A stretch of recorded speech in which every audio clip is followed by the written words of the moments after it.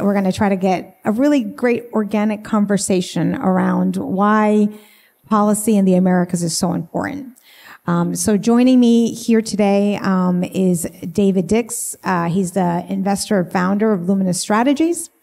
Brittany Smith of Meta. She's a governance manager there. And Secretary Joyce Janidaji. Okay. I think I did that right. She is the Secretary for Rio de Janeiro for Women's Policies. So please give them a hand and welcome them.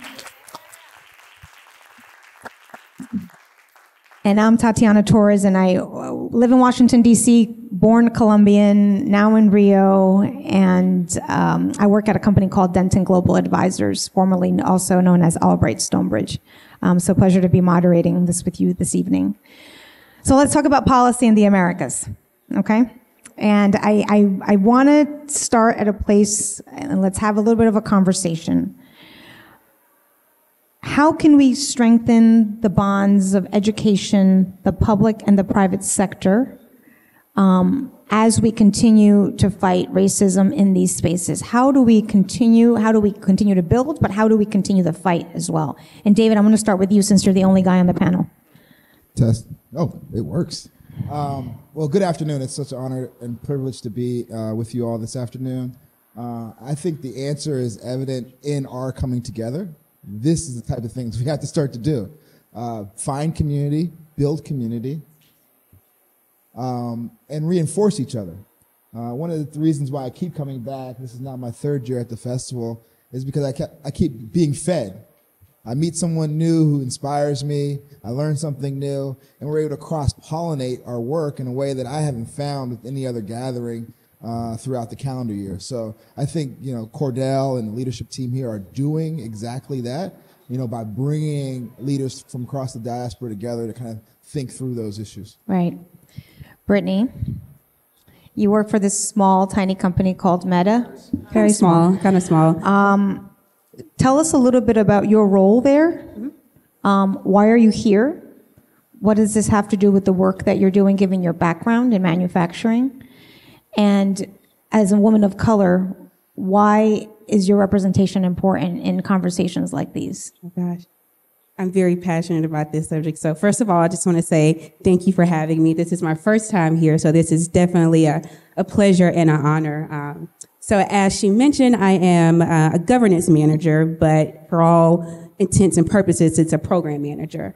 So I sit on our governance organization where we look to establish new forms of governance as well as devolve power and elevate our users' voice. So what does that look like? One of our key initiatives has been the Oversight Board, which Christopher Upperman and Ronaldo Lemos spoke wonderfully about earlier today. And they really dug into what it is that board does. And it's an external independent body that helps Meta to navigate those very tough situations and challenges when it comes to content moderation. And earlier I mentioned establishing new forms of governance. And so I have the pleasure and the honor to lead what we call our community forums. And the community forums are really based in deliberative democracy and really trying to establish ways for communities and individuals and nations to come together and have discussions around difficult topics and what that looks like. So we actually performed 3 of those so far at Meta, and I actually have the unique and very privileged honor to lead the next one. And I want to add in that I would be the first African-American woman to lead the community forum at Meta. So I'm really excited about that. But the community forum is really unique in its essence, is that it's slightly different from user research. And it's really allowing individuals from all types of backgrounds, no matter, the race, your gender, your socioeconomic climate, and we're bringing them together to learn about a specific topic. So we're educating them. And then we were having deliberate conversation around the different topics. So the one that we just previously had was around Gen AI and chatbots. and what are the principles that should guide those different chatbots. And so it's really important for me, especially as an African-American woman, to be able to see individuals with all sorts of background be able to bring their perspective to our products, and their perspectives are able to influence our roadmaps in the future. Thank you. That was absolutely fantastic. Secretaria, how should cities, states, and policymakers restructure the way they do policy so that we can continue to fight against structural racism that many of our communities face in the Americas?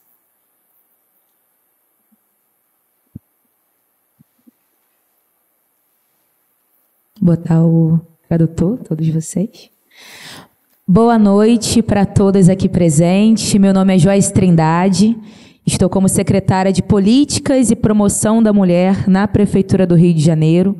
Ou seja, tenho a honra de tocar o tema mais importante, no meu ponto de vista, que é reestruturar a sociedade a partir das mulheres. Porque não há como a gente mudar a sociedade se a gente não colocar no centro nós, mulheres, no debate de todas as discussões, principalmente das políticas públicas. E aí tem uma coisa que é sempre importante dizer, né, que o Brasil é a cara de uma mulher negra. E quando eu falo isso, eu falo com toda tranquilidade. A maioria do povo brasileiro é composto por pessoas negras e a maioria do povo brasileiro também é composto por mulheres. Ou seja, a maioria de nós somos mulheres negras. Então, estar aqui com vocês e pensar em soluções entre políticas públicas e entre a sociedade civil e entre as empresas é reforçar que estamos indo para o caminho certo. Um caminho de integração, um caminho efetivo, um caminho de soluções que podem realmente transformar a sociedade. Então, é muito importante estarmos aqui. Em 2022, eu tive uma experiência muito bacana junto à Embaixada Americana, onde levaram 8 pessoas negras aqui do contexto brasileiro para fazer uma imersão junto com o contexto americano. E é muito bonito de ver, né, o quanto que os americanos e estadunidenses avançaram e como que a gente precisa fazer esse intercâmbio. Então, estar aqui com vocês é uma reafirmação desse processo, porque a gente sabe que as dores são muito parecidas, mas também as soluções vão se encontrar em todos os momentos. Então, que o povo preto possa se unir em todos os países para assim a gente avançar e construir uma economia, construir uma política pública, construir um Estado efetivamente que contemple a nossa vida. Porque a gente não quer só viver, né? A gente quer também ter cultura, ter dignidade, ter comida na mesa, ter um futuro próspero, comprar muita roupa também, tá bem bonita, porque só tem mulher bonita aqui, né? E ter a certeza que a gente vai ser feliz. Eu acho que a gente também está buscando a felicidade plena. Acho que é isso. Yeah. Something the secretary said really struck me, and I don't know how many of you have translation, so I'll lift up this one point when she was talking about the majority of Brazilians are black women. So I think when you think about how do you kind of deconstruct racism, it's about framing, right? And when you frame as a majority rather than the minority, it reframes it in a way that gives you leverage in politics. So, when you kind of do the math, majority of people in Brazil are black. The majority of those people are women. So the majority of people in Brazil are black women. And when you reframe it that way, now the policies and the politics can follow up with that majority concept rather than the other way around. And I just wanted to offer a definition that I use as a working definition of politics. Politics is the process by which scarce resources are allocated. So there's a couple of assumptions in there that resources are scarce. They're not abundant. But that's the policy of politics. That is the definition of politics, is how scarce resources are allocated. So however you can reframe, reposition yourself to a point of leverage so that you can have more of those scarce resources, that's where we're trying to go. And I think part of that conversation is also how do the resources, both in the public and private sector, come together for partnerships, right? So, Brittany, we talked about this. Why are those partnerships important? And everyone talks about, oh my God, public-private partnerships, that's great. But what is the action that's being taken around that we have to join together? And David, I want you to talk a little bit about what you've done in your space on this piece. Just just creating those intentional partnerships are just so pivotal when you think about just the workforce in general. I actually reflect on the previous company that I was at, which I had the opportunity to work at Lockheed Martin, and we had a program where we really structured it around our HBCU schools, and we literally nurtured it from cradle to grave. So, creating internships for those students, and then getting them actual opportunities and getting them hired and through the door. And once they got through the door, what does that look like? We had to continue to coach them and continue to develop them, and then just continuing to watch their trajectory as they climb that ladder. So for me, it was, I was able to see the intentionality with that partnership, as well as being able to set specific deliverables around what that partnership looks like.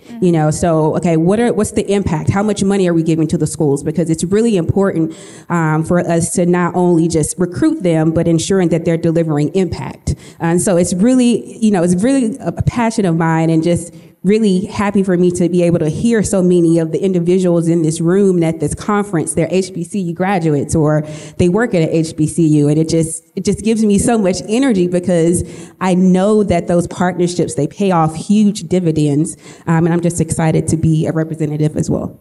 Yeah. So after almost a lifetime as a lobbyist on the campaign side of politics, about a year ago I was invited to join. How about now? Yeah. Test. Much better. Yeah. About a year ago, I was able to join a private equity fund, impact investment platform called SRF Capital, SRF standing for Southern Reconstruction Fund, with a deep concerted effort to look at the domestic South and how we can capitalize minority-serving institutions that have been historically undercapitalized. Our work is starting at Meharry Medical College, which is the oldest HBCU medical school in Nashville, Tennessee. And it came after kind of some introspection, but also some movement that I was watching. One, we were talking about public-private partnerships, but you'd also think about the philanthropic piece. So it's like really a P4, or public-private philanthropic partnerships are the kind of way that they're designed. But we realized that philanthropic capital was not enough to move the needle. Like, we think about how money is invested and dispensed.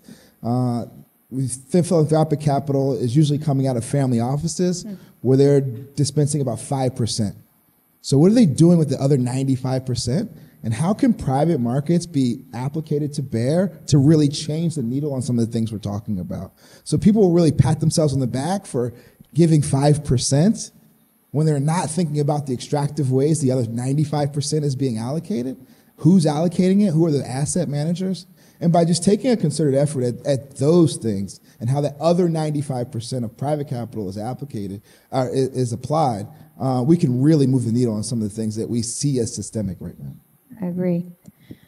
So, Secretary Joyce, you issued a report at the end of last year that touched on the areas that you're focused on. So, transformation, women's safety, women empowerment, accessibility, education. You had one phrase in there that stuck with me as I was reading it. Understanding that women are a strategic part of designing a sustainable society builds safer, fairer cities. We transform a woman's life, we transform a generation. I'm going to say that one more time. If we transform a woman's life, we transform a generation. Talk to us about the report. What are those high policy areas, along with what we've talked about, structural racism, fighting, women empowerment, that you have under your leadership? What are some of the things that you are looking forward to as we head into 2024?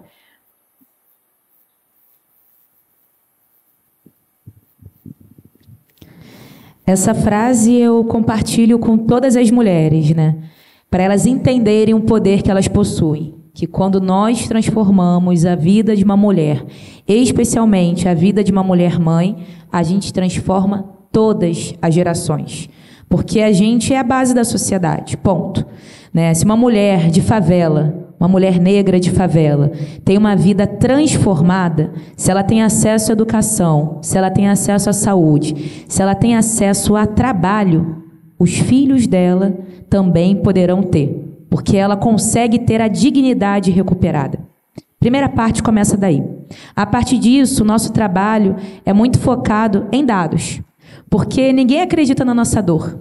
Ninguém acredita na dor do povo preto. Acham que a gente está mentindo, acham que são histórias, acham que a gente está falando muitas coisas, mas ninguém acredita.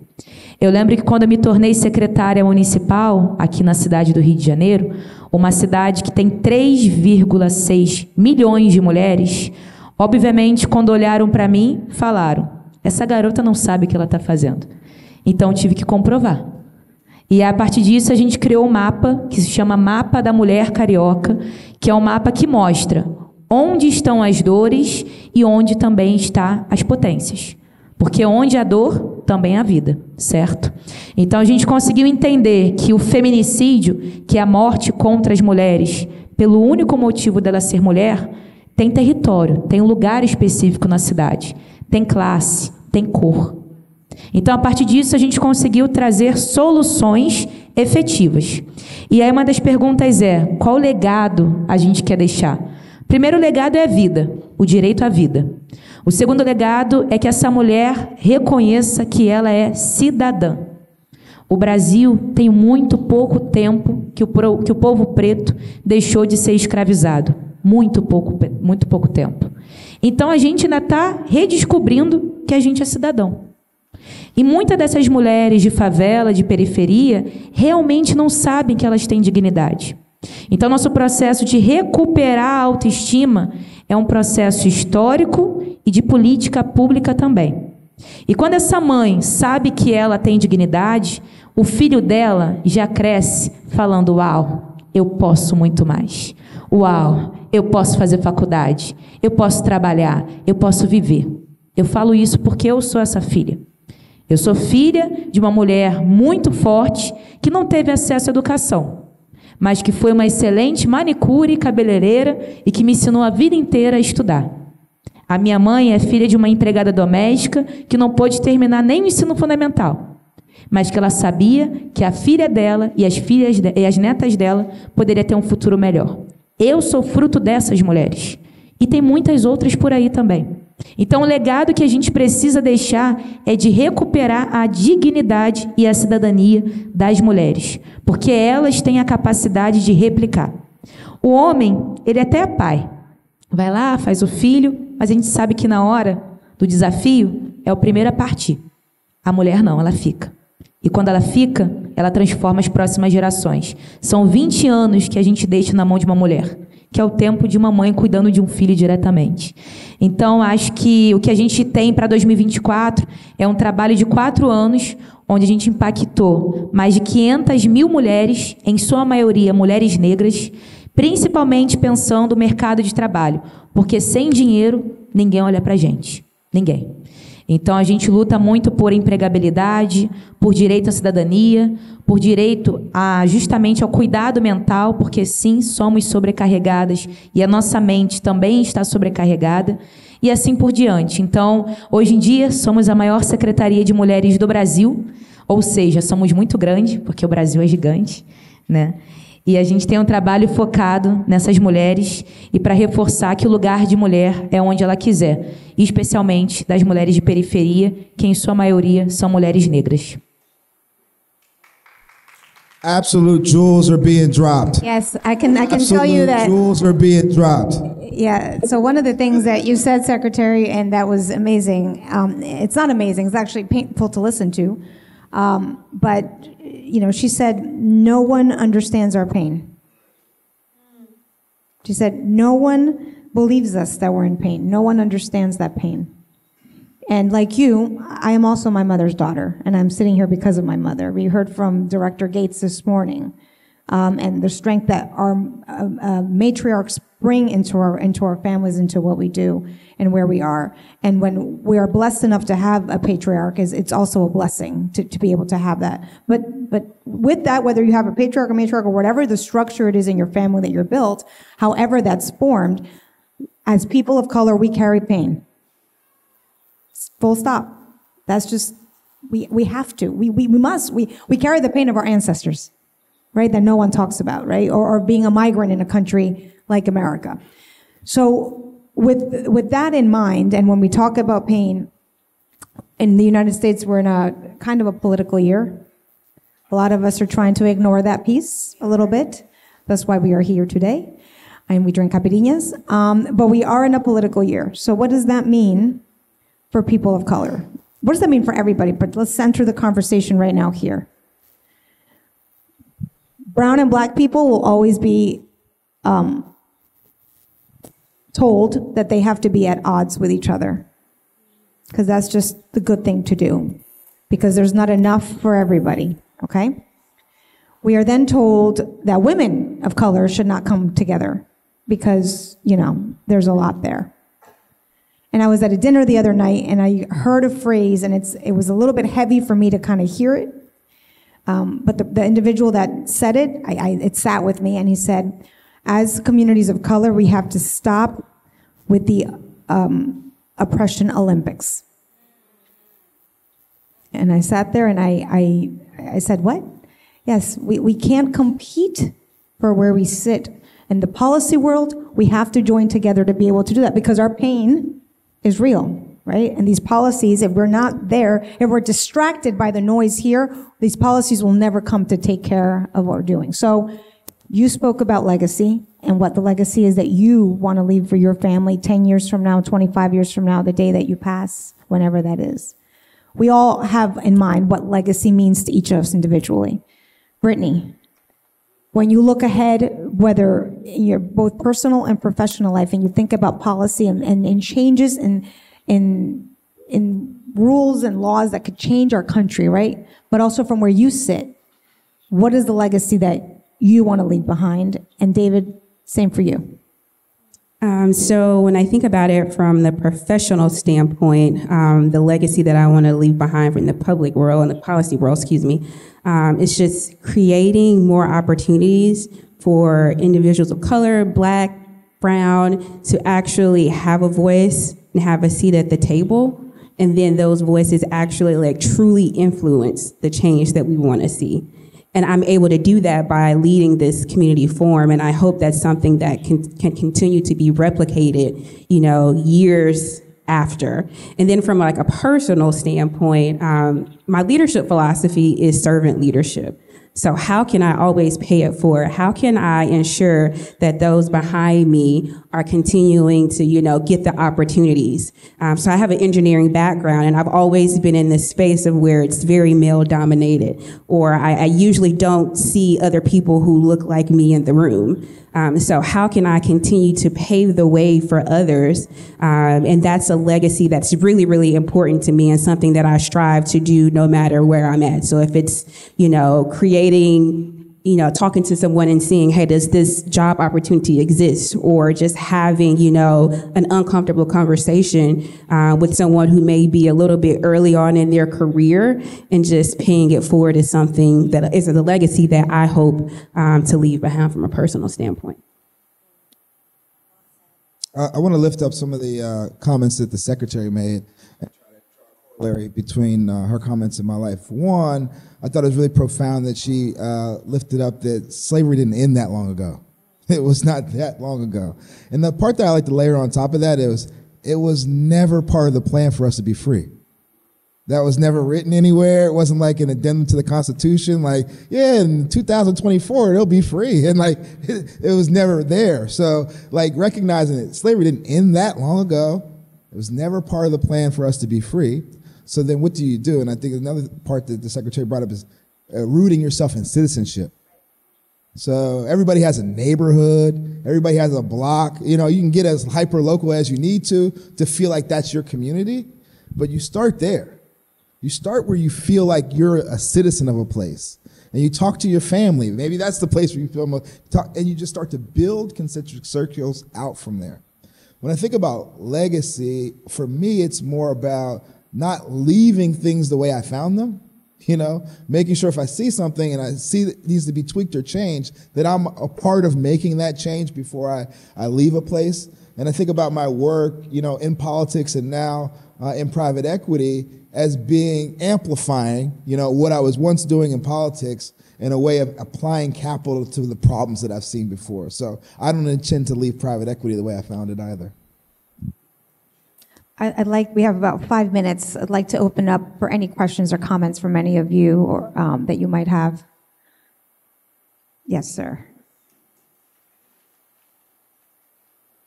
Just wanted to speak to something that Mr. Dick said about scarce resources. And I think in the capitalist system, we are taught that resources are scarce, but I'm not sure that's actually true. I mean, to the extent to which, yes, there isn't an unlimited amount of, capital, so on and so forth, but there's more than we are meant to believe because of the hundreds of billions of dollars that are shipped overseas by the rich because they don't pay taxes, or so many other institutions that hoard resources because they don't want to make it because they're greedy, And I guess part of my question is, as we talk about this, as we have this conversation, I wonder whether some of the reframing also is in challenging the whole concept that there's only so much that can go around when we know that there's so much that is being either stolen or shipped off or hoarded in a way that is not only undemocratic but illegal. And so in the context of this conversation, I also wonder whether there's a challenge to the politics of our nation or our global economy where we are not saying the words of scarcity when that's what the true. That's what they want us to say. That's what the 0.1% want us to believe that there's only so much. Right. So I just wanted to get into that conversation from everybody, Sister from Meta, from you, Sister from Port, like how we can all sort of have a different conversation around this whole conversation about scarcity and what's really available out there when we know so much more than going on politically. Yeah, when I was offering that definition for politics, I was speaking specifically about government and it being finite, right? So it's like government taxes, then they have a budget, then they allocate that budget. That allocation is the politics that I'm talking about. But I also hopeful that I added, there's a huge untapped private market out there that is not being brought in to solve these problems, right? Corporations are not being brought in to solve these problems like they're responsible for them. It's not like, oh, we're not responsible. So I think, yes, I appreciate your question, but I want to say what I was trying to say is that there's a finite number monies when you talk about government, but the bigger part of that pie is that private sector pie that still needs to be tapped. And I think one of the things that we often say at the fund is that Black folks don't have a human capital problem. We have tons of talent. We have a capitalization problem. Like how are we being capitalized with the natural talents that we already have?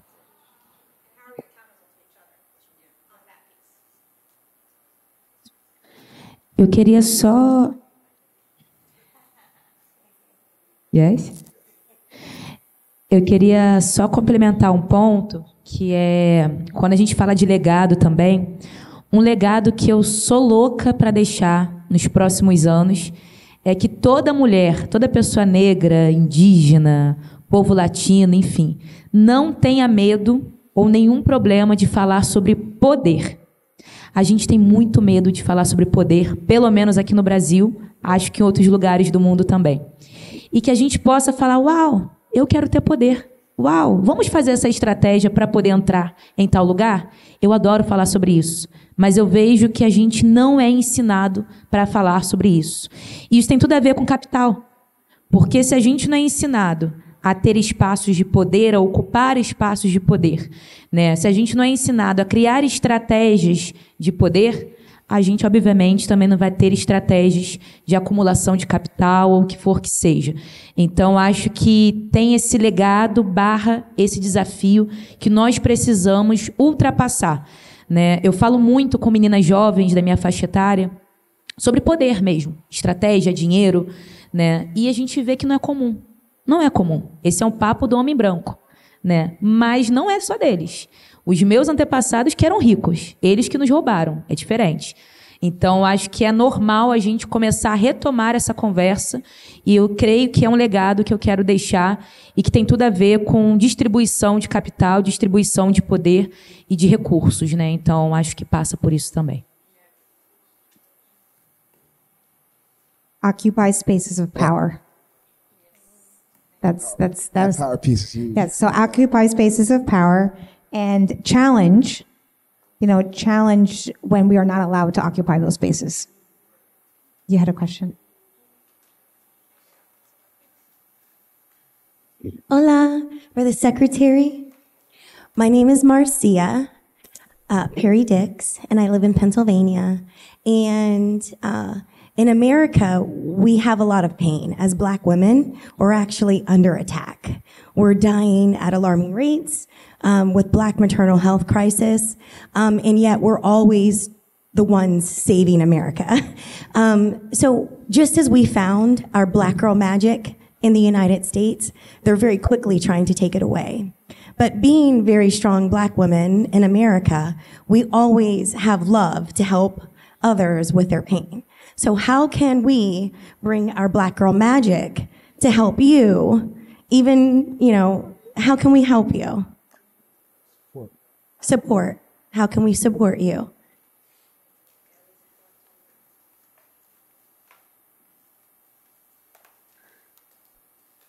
Uau! Como podemos nos ajudar? Tem uma coisa muito interessante que quando eu penso Brasil e Estados Unidos, é que quando eu vejo vocês, mulheres americanas, nós nos inspiramos muito em vocês. Na beleza, no poder, no imaginário de que vocês já conseguiram alcançar. Para a gente, as pessoas pretas americanas já estão num topo absurdo. E a gente fala, uau, eu quero ser igual a ela. Na minha concepção, a gente precisa fazer mais isso. Nos conhecer. Isso é o primeiro passo para se ajudar. A gente precisa ver vocês. Porque há um desafio que foi estabelecido. Vocês já têm, por exemplo, não sei se para todo mundo é unanimidade, mas vocês têm a Beyoncé, pô. Aqui a gente não tem uma Beyoncé ainda. Está sendo construída a Beyoncé. A gente está construindo a Beyoncé aqui. Entende? Não. Colombiana. Então... Mas ainda está construindo, então, existe um imaginário social de poder que a população preta americana já alcançou e que nós, brasileiros, ainda não temos essa autoestima. Veja a roupa de vocês, olha o poder que vocês estão vestindo. A gente não tem ainda essa imaginário. O quê?